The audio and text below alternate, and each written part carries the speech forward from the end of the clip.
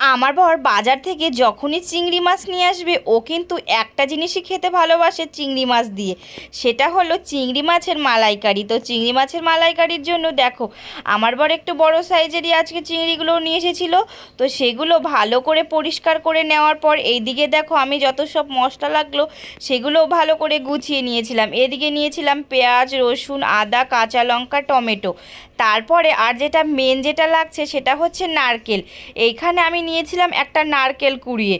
তো সবাই তো নারকেলের দুধটাকেই ব্যবহার করে, মানে নারকেলটা কুড়িয়ে সেটা পেস্ট করে তার দুধটা ব্যবহার করে, কিন্তু আমি আজকে এই যে নারকেলটা কুড়িয়েছি এটা পুরোটাই ব্যবহার করব।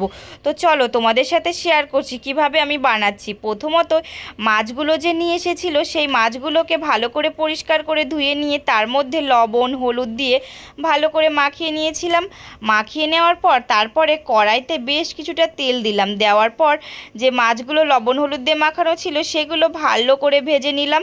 আমি একটু অল্পই তেল দিয়েছি, যেহেতু চিংড়ি মাছের তেলগুলো কিন্তু টেনে নেয়, তুমি যতটাই তেল দাও না কেন, সেই জন্য হালকা করে ভেজেছি আর অল্প পরিমাণে তেল দিয়েছিলাম। তারপরে কড়াইতে আবারও বেশ কিছুটা তেল দিয়ে তারপরে দিয়ে দিয়েছিলাম এলাচ আর দিয়েছিলাম দারচিনি, আর তারপরে দিয়ে দিলাম আদা রসুনের হালকা একটু পেস্ট করে, কারণ আদা রসুন কিন্তু আমি বেশি করে পেস্ট করি না, তাহলে কিন্তু কেমন একটু আমার কাছে লাগে, গন্ধটা ঠিক ভালো লাগে না, একটু হালকা হালকা করে পেস্ট করলে ভালো লাগে। তারপরে দিয়েছিলাম কাঁচা লঙ্কা, আদা বাটা, জিরে বাটা একসঙ্গে দেওয়ার পর হলুদ লবণ আর সঙ্গে একটু কালারের জন্য দিয়েছিলাম কাশ্মীরি লঙ্কার গুঁড়ো। কাশ্মীরি লঙ্কাটার গুঁড়ো দেওয়ার পর তারপরে সেটাকে বেশ কিছুটাক্ষণ ঢেকে দিয়েছিলাম। ঢাকার পর দেখো মশলাটা কিন্তু একটু পোড়া পোড়া ভাব আসছে, আর পোড়া পোড়া ভাব আসলে কিন্তু খেতে খুব ভালো লাগবে।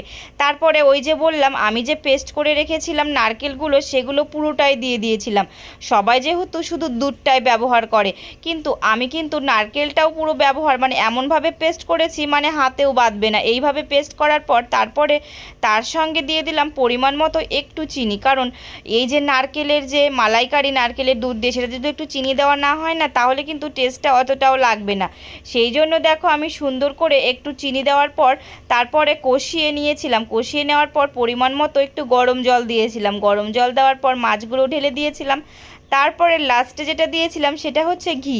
ঘিটা কিন্তু চিংড়ি মাছের মালাইকারির মধ্যে দিতেই হবে, কারণ এটাতেই কিন্তু মেন টেস্টটা আসে। আর দেখতে পাচ্ছ কত সুন্দর কালার এসেছে, আর খেতেও কিন্তু একদম অপূর্ব হয়েছে। আজকে তো আমার বর একদম আমাকে অনেক বলেছে যে তুমি আজকে দারুণ রান্না করেছো, খুবই ভালো রান্না করেছো, ও অনেক তৃপ্তি করেই খেয়েছিল, আর সেটা দেখে আমারও খুব ভালো লাগছিল। তাহলে বলো তোমাদের কার কার লোভ লাগছে এই চিংড়ি মাছের মালাইকারি দেখে? তো ঝটপট তোমরাও বানিয়ে ফেলো বাড়িতে।